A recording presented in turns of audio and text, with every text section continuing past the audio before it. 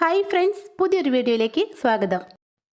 സ്റ്റീലിൻ്റെ ഒരു കലവും ഗ്ലാസും ഉണ്ടെങ്കിൽ നമ്മുടെ എല്ലാവരുടെയും വീടുകളിൽ അത്യാവശ്യമായിട്ട് ചെയ്തു വെക്കേണ്ട ഒരു അടിപൊളി ടിപ്പാണ് കേട്ടോ ഇന്നത്തെ വീഡിയോയിലുള്ളത്. ഇപ്പോഴത്തെ ഈ സാഹചര്യത്തിൽ നമുക്ക് എല്ലാവർക്കും അറിയാലോ, കുറുവ സംഘത്തിലെ കള്ളന്മാരും സാധാ കള്ളന്മാരും ഒക്കെ കൂടി വരുന്ന ഒരു കാലമാണിത്. അപ്പോൾ ഇവർക്കെതിരെ പ്രയോഗിക്കാൻ പറ്റിയ നല്ല കുറച്ച് സേഫ്റ്റി ടിപ്സാണ് ഇന്നത്തെ വീഡിയോയിൽ പറയുന്നത്. ഇങ്ങനെയുള്ള കുറച്ച് കുഞ്ഞു കാര്യങ്ങളൊക്കെ ചെയ്തു വെച്ചാൽ നമ്മുടെ വീടിൻ്റെ പരിസരത്തേക്ക് പോലും കള്ളന്മാർ അടുക്കില്ല. കുറച്ച് നാളുകളായിട്ട് നമ്മളെല്ലാവരും പത്രത്തിലൂടെയും TV ന്യൂസിലൂടെയൊക്കെ കുറുവ സംഘത്തിൻ്റെ മോഷണ രീതികളെക്കുറിച്ച് അറിഞ്ഞിട്ടുണ്ടല്ലോ.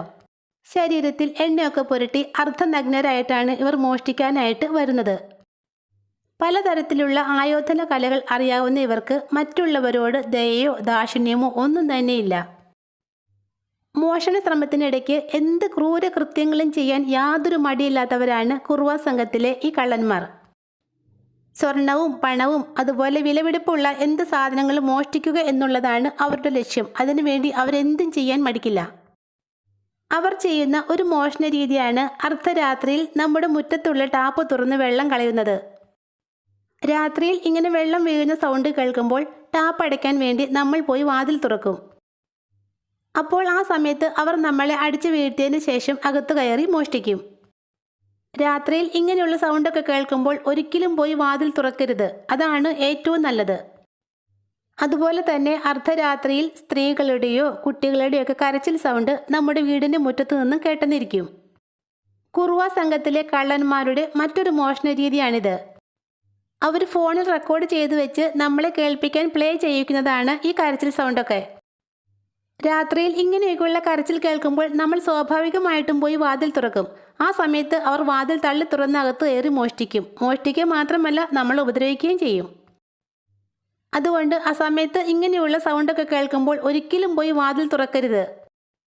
ഒറ്റയ്ക്കൊക്കെ താമസിക്കുന്നവരാണെങ്കിൽ വീടിൻ്റെ ഫ്രണ്ടിലായിട്ട് ഇതുപോലെ മുതിർന്നവരുടെ 3-4 ജോഡി ചെരുപ്പൊക്കെ എടുത്തു വെക്കുന്നത് വളരെ നല്ലതാണ്. അങ്ങനെ ചെയ്യുമ്പോൾ കള്ളന്മാർക്ക് തോന്നും വീടിനകത്ത് മുതിർന്ന ആണുങ്ങൾ ഉണ്ടെന്ന്. അപ്പോൾ അവർ നമ്മളുടെ വീടിനകത്തേക്ക് മോഷ്ടിക്കാനായിട്ട് കയറില്ല. അതുപോലെ നമ്മുടെ വീടിനകത്തുള്ള ഏതെങ്കിലും ഒരു മുറിയിലെ ലൈറ്റ് തെളിച്ചിടുന്നത് മോഷ്ടാക്കളെ അകറ്റി നിർത്താൻ സഹായിക്കും. ആ വീട്ടിലുള്ള ആരോ ഒരാൾ ഉറങ്ങിയിട്ടില്ല എന്ന് കരുതി മോഷ്ടാക്കൾ അങ്ങോട്ട് കയറാൻ ശ്രമിക്കില്ല. അതുപോലെ തന്നെ നമ്മുടെ വീടിൻ്റെ ഫ്രണ്ടിലും ബാക്കിലും ഒക്കെ വൈദ്യുതി ചെലവ് അധികമാവാത്ത ബൾബൊക്കെ തെളിച്ചിടുന്നതും മോഷ്ടാക്കളെ അകറ്റാൻ സഹായിക്കും. അടുക്കള ഭാഗത്തൂടെയാണ് കള്ളന്മാർ പ്രധാനമായിട്ടും വീടിനകത്തേക്ക് പ്രവേശിക്കുന്നത്. പുറത്തേക്കുള്ള വാതിലെല്ലാം ക്ലോസ് ചെയ്തതിന് ശേഷം അടുക്കള വാതിലിനടുത്ത് ഈ ഒരു സൂത്രം ചെയ്തു വെച്ചാൽ കള്ളന്മാർ അടുക്കളയുടെ വാതിൽ തുറക്കുന്നത് അപ്പോൾ തന്നെ നമുക്ക് അറിയാൻ സാധിക്കും. ഈ സൂത്രം ചെയ്യാനായിട്ട് സ്റ്റീലിൻ്റെ ഒരു ചെറിയ ഗ്ലാസും ഒരു സ്റ്റീൽ കലവും മാത്രം മതി. അടുക്കള വാതിലൊക്കെ അടച്ച് ലോക്ക് ഇട്ടതിന് ശേഷം ഇതുപോലെ ഒരു ഗ്ലാസ് എടുത്ത് വാതിലിനോട് ചേർത്ത് വയ്ക്കാം.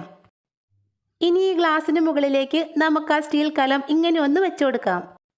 ഇങ്ങനെ ഒരു സൂത്രം ചെയ്തു വയ്ക്കുകയാണെങ്കിൽ ഏതെങ്കിലും സമയത്ത് കള്ളന്മാർ ലോക്കൊക്കെ തകർത്ത് വീടിനകത്ത് പ്രവേശിക്കുന്ന ആ നിമിഷത്തിൽ തന്നെ നമുക്കത് അറിയാൻ സാധിക്കും.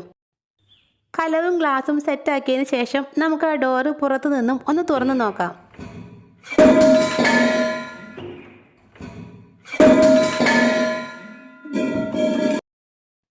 ഒട്ടും പ്രതീക്ഷിക്കാത്ത സമയത്ത് ഇങ്ങനെ ഒരു സൗണ്ട് കേൾക്കുമ്പോൾ എത്ര വലിയ കള്ളന്മാരായാലും പേടിച്ചോടും. അതുപോലെ തന്നെ എത്ര ഉറക്കത്തിലാണെങ്കിലും നമുക്ക് ഈ സൗണ്ട് കേട്ട് ഉണരാനും സാധിക്കും. പെട്ടെന്ന് തന്നെ പോലീസിനെ ഇൻഫോം ചെയ്യാനും സാധിക്കും. ഉടനെ തന്നെ നമ്മൾ 112 എന്ന നമ്പറിലേക്ക് കോൾ ചെയ്യുക. പെട്ടെന്ന് തന്നെ നമുക്ക് പോലീസിൻ്റെ സഹായം കിട്ടും. ശ്രദ്ധിക്കുക, നമ്മൾ എപ്പോഴും ഓർത്തിരിക്കേണ്ട ഒരു നമ്പറാണ് 112. അതുപോലെ തന്നെ അർദ്ധരാത്രിയിൽ നമ്മുടെ വാതിലിൽ മുട്ടുന്ന സൗണ്ട് കേൾക്കുകയോ കോളിംഗ് ബെല്ല് അടിക്കുന്ന സൗണ്ട് കേൾക്കുകയൊക്കെ ചെയ്യുമ്പോൾ ഓടിപ്പോയി വാതിൽ തുറക്കരുത്. അതാരാണെന്ന് ശ്രദ്ധിച്ച് നോക്കി കണ്ടതിന് ശേഷം മാത്രം വാതിൽ തുറക്കാൻ ശ്രമിക്കുക. അപ്പോൾ ഇന്നത്തെ വീഡിയോ നിങ്ങൾക്ക് യൂസ്ഫുള്ളായി തോന്നുവാണെങ്കിൽ സബ്സ്ക്രൈബ് ചെയ്യാത്ത ആരെങ്കിലും വീഡിയോ കാണുന്നുണ്ടെങ്കിൽ ഒന്ന് സബ്സ്ക്രൈബ് ചെയ്തേക്കണേ. താങ്ക്